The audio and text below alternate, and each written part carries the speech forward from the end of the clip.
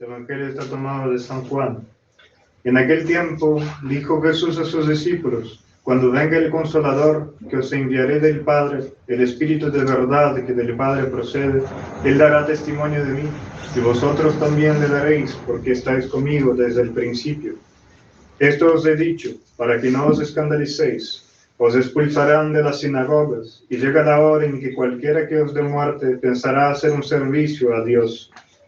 Y obrarán así, por no conocer ni al Padre ni a mí. Os digo esto, para que cuando venga la hora os acordéis de que ya os lo tenía anunciado. Punto de oración. Carísimos, sed prudentes y velad orando, pero ante todo, amaos siempre unos a otros, porque la caridad hace desaparecer una multitud de pecados. Practicad la hospitalidad unos con otros, sin murmuración, cada cual según la gracia que ha recibido. Comuníquela a los demás como buenos dispensadores de la gracia de Dios, que es de múltiples formas. Si alguno habla, sean sus palabras como de Dios. Si ejerce un ministerio, sea como por virtud recibida de Dios, para que en todas las cosas sea Dios honrado por Jesucristo nuestro Señor. En nombre del Padre, del Hijo y del Espíritu Santo. Amén. Dios te salve María, llena eres de gracia, el Señor es contigo. Bendita tú eres entre todas las mujeres, y bendito es el fruto de tu vientre Jesús. Santa María, Madre de Dios, ruega por nosotros pecadores, ahora y en la hora de nuestra muerte. En el Padre, el Hijo y el Espíritu Santo. Amén. La fiesta de hoy está contenida en la profecía de nuestro Señor Jesucristo, donde nos dice, o mejor dicho, dice a los apóstoles directamente y a nosotros indirectamente, habla de las persecuciones que los apóstoles debían sufrir por nuestro Señor Jesucristo. Vemos en el Evangelio matices como de oscuridad, de tristeza, matices de oscuridad y tristeza entre la Ascensión y Pentecostés, que viene pronto, que es la bajada, la venida del Divino Espíritu Santo sobre los apóstoles de María Santísima en el cenáculo. Nuestro Señor eligió el momento oportuno, la hora propicia, para hacer tales revelaciones a los apóstoles. ¿Y qué hace nuestro Señor antes de darles tal profecía? Los fortalece a ellos con los sacramentos, les ordena sacerdotes y les da la Sagrada Comunión, les prepara antes de eso mismo con una vida de ejemplo de Él mismo, de María Santísima, les enseña, les fortalece y después les habla de acontecimientos adversos, de acontecimientos duros que vendrían, difíciles, de tristeza, de llanto. Ellos están listos y preparados para la guerra. Y preguntémonos, ¿qué guerra? La guerra del bien en contra del mal. En ella estarán las persecuciones en esta guerra. Habrá calumnias, habrá desprecio por las cosas y personas sagradas, por los cristianos. Habrá muerte. Y todo esto para experimentarlos, para probar la fidelidad de los apóstoles, para robustecer su fe y dar ocasión a ellos de que prueben su amor a Cristo. Nuestro Señor Jesucristo, como Dios y Señor que es de sus criaturas, las entiende y sabe perfectamente lo que necesitan sus criaturas. Nuestro Señor sabe perfectamente cuáles son las cualidades que vendrían con esas persecuciones, con el dolor, con el sufrimiento. Y para que nadie pudiera hablar algo sobre tales sufrimientos que Él manda a sus criaturas, Él mismo, como Dios, bajó de los cielos, tomó carne humana y sufrió Él mismo, dándonos ejemplo Él primero. Sufrimientos que a veces nos quedamos apenas en los del cuerpo, en el cuerpo de nuestro Señor Jesucristo. Él fue flagelado, fue coronado de espinas, le pegaron en el rostro, le cuspieron, cayó con la cruz camino al Calvario, muchas veces mientras le flagelaban, fue crucificado luego en el Calvario. Eso apenas en cuanto al cuerpo, pero volvamos más atrás, en el huerto de los olivos, en su alma. Los sufrimientos que padeció nuestro Señor Jesucristo, el sudor de sangre. Es decir, que un hombre, una persona, porque era hombre perfecto, que una persona sude sangre. O sea, qué pensamientos tan dolorosos, qué aflicción tenía su alma en aquel momento. En aquel momento no pasaba nada más que por su cabeza todos los pecados de la humanidad, todos los pecados que ya habían ocurrido, los que ocurrían en el momento y los que ocurrirían.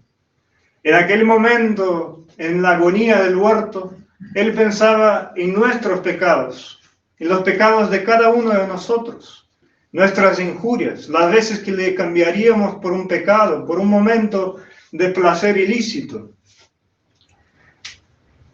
Él pensaría en todos los herejes que habría en la iglesia.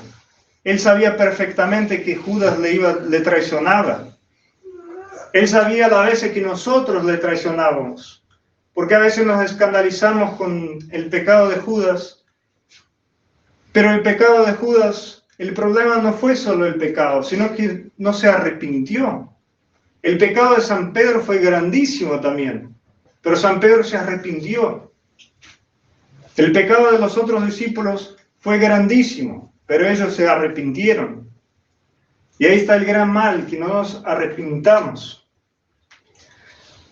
Nuestro Señor Jesucristo sufrió el primero todos estos dolores, todas estas atrocidades en su cuerpo y en su alma. Y nosotros bien lo sabemos, principalmente la gente más grande, que a veces el dolor más grande no es el del cuerpo, es el del alma, es el de los pensamientos, es el del corazón. Una madre que haya perdido a su hijo no le sufre en el cuerpo, sufre en su alma, sufre en su corazón. O un hijo que haya perdido a sus padres no sufre en el cuerpo. El peor de todos los dolores es el del alma. Y nuestro Señor Jesucristo mostró en el cuerpo y mostró en el alma para que sepamos seguir su ejemplo en el dolor, en el sufrimiento.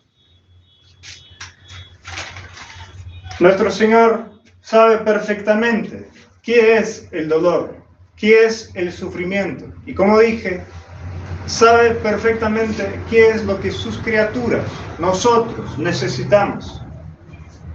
Sabe perfectamente cuando permite que nos vengan injurias, que nos calumnien, que nos vengan dolores, ya sean de cuerpo o de alma, ya sean cualquier acontecimiento mal, con ese nombre podríamos poner, que nos vengan.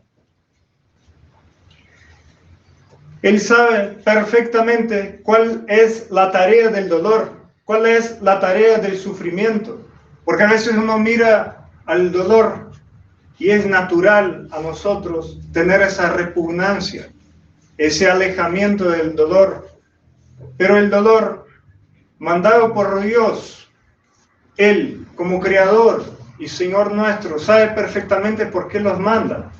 Y preguntémonos, ¿por qué nos manda? Nos manda porque nos ama más que cualquier otro. Les pongo un ejemplo de una familia. El padre que malcría al hijo y le da absolutamente todo, y no sabe decirle no, no ama a su hijo. No ama. El padre que ama verdaderamente le da pruebas, le da dolores para que crezca. Esa es la tarea del dolor, del sufrimiento, amadurecer el alma, hacerla crecer y estar preparada para esas persecuciones. Persecuciones que vendrán y ya están. Quizá no del cuerpo, porque quizá no es el momento del cuerpo, pero sí que hay persecuciones en el nivel del alma, sí las hay. Persecuciones en el ámbito intelectual, los ataques continuos en contra de la fe. El Evangelio mismo dice, habrá gente que matará pensando que mata en nombre de Dios, yerrando, con hierro. Las persecuciones las hay, morales, ni contar, salimos a la calle y nos horrorizamos. Hay persecuciones por todos lados, en el colegio, en las facultades, en el trabajo. ¿Cuántas veces hay un amigo, entre comillas, un colega de trabajo, que se ríe y se burla por alguna devoción que uno pueda tener, o por la manera de portarse? O en el colegio, los niños. Las hay, las persecuciones ya las hay. ¿Y cuál es la manera de que Cristo, de que nuestro Señor nos prepare? Que nos mande sufrimientos, que nos prepare y amadurezca el alma. Porque uno tiene que ser inocente como un niño, pero tiene que ser maduro como un hombre. Maduro como alguien que ama a Dios, y el amor se prueba en el sufrimiento, se prueba en las brasas, no se prueba con regalos. A veces tenemos un mal concepto de las cosas, del amor, como si el amor fueran puras pétalas de rosas. La rosa no es solo la parte de arriba bonita, está llena de espinas. Y se dice normalmente, quien ha trabajado con rosales, es difícil tomar una rosa y no cortarse. La rosa, el cielo, el amor, todo lo que podamos decir de las cosas buenas, tiene que pasar por las espinas. Y de hecho, nuestro Señor Jesucristo tuvo un montón clavadas en su cabeza. El dolor purifica, el dolor santifica, amadurece el alma, hace crecerla, borra un montón de pecados y nos prepara para esas persecuciones, como he dicho, para ese momento, para esa pelea, para esa guerra, que vamos a tener que combatirla. Tarde o temprano, en nuestro día a día hay que combatirla, y no como cobardes, sino como cristianos. Nosotros portamos ese nombre, y a veces nos orgullamos de portar ese nombre. Soy católico, soy cristiano. Está bárbaro, está muy bien tener orgullo de ser cristiano, pero muchas veces nos portamos más como los mundanos que como cristianos. ¿Y por qué digo eso? ¿Por qué nos quejamos cuando Dios nos manda esas cruces? Cuando nos manda esos dolores, cuando nos mandan esas persecuciones. ¿Cuántas veces vienen, y yo digo de mí mismo, cuántas veces he recurrido al padre Juliano o al otro quejándome? Ay, padre, mi vida es un desastre, solo me pasa cosas feas, en el trabajo hablan mal de mí, hablan que yo me porto raro. Y eso es lo mínimo. ¿Cuántas cosas de la vida cotidiana tenemos y que nos quejamos y nos quejamos y nos quejamos? ¿Realmente amamos a Dios, al dolor que Él nos manda, a sus regalos? Porque son un regalo. Nosotros lo que pasa es que miramos, como he dicho, de manera mundana muchas veces esas cosas, de manera natural. Y nosotros no tenemos que mirar las cosas de manera natural, sino de manera sobrenatural, tener los ojos en el cielo. ¿Y qué quiere decir eso? Naturalmente tenemos odio, repugnancia al dolor. Quiere decir que tenemos que ser masoquistas, entonces amar el dolor, tener placer por sentir dolor, los sufrimientos que nos hacen, las veces que nos pegan. No, no es eso. Es amor por el dolor, pero no por el dolor en sí, sino por Cristo nuestro Señor, por imitarlo y prepararse por esa persecución que nuestro Señor Jesucristo lo sufrió por hombres del templo. Sufrió por los judíos, por gente que conocía las Sagradas Escrituras y la ignoraron. Nosotros también la conocemos.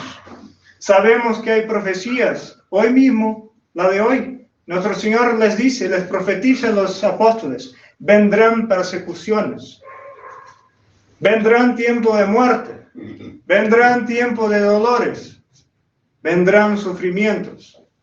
Y nosotros, ante esos sufrimientos, ¿qué hacemos? Corremos muchas veces, corremos de ellos. Nos olvidamos de Cristo, nos olvidamos de la vida sobrenatural. Y en la práctica decimos, soy cristiano, bárbaro. Pero, ¿vivimos como cristianos? ¿Qué es ser cristiano? Es seguir a Cristo. Eso quiere decir ser cristiano. Y seguir a Cristo no es ir al banquete y comer de su sagrado banquete. No es solo eso. Para pasar por la cena hay que sufrir. Para pasar o llegar a la cena celestial hay que sufrir. No se gana el regalo grandísimo del cielo sin sufrimiento, sin vida verdadera de amor. Pero ante todos estos dolores, nuestro Señor Jesucristo no nos deja huérfanos. Él asciende a los cielos, pero promete un paráclito. ¿Y quién es el paráclito? El paráclito es el Espíritu Santo, que lo llama Consolador. Es el sostén de nuestras fes. Es el sostén de nuestro amor a Dios en medio de todos esos dolores que pasarán. Pero nosotros nos olvidamos de ello. Hay que recordarse constantemente, a diario, vivir vida sobrenatural, no dejar que el mundo adentre dentro de nuestras almas. Porque nosotros podemos decir, dejé el pecado, dejé eso, dejé las malas compañías. No basta, no es solo eso. Hay que vivir constantemente para el cielo, para las cosas del cielo. Vivir sobrenaturalmente, como se dice. Hasta el mismo el comer, el vestirse, todo dar gloria a Dios, como dice San Pablo. Pidamos pues en ese domingo, después de Ascensión, que el Consolador, que vendrá el próximo domingo, según la liturgia, el Espíritu Santo, nos llene con esa fortaleza, con ese amor a Dios. Amor que se prueba, como he dicho, bajo sufrimiento, bajo dolor. Ya les he dicho en otros sermones una frase de San Pedro de Alcántara. Bendita sea tanto sufrimiento, tanta penitencia, que me ha dado tanta gloria en el cielo. Ave María Purísima. El Padre, el Hijo y el Espíritu Santo.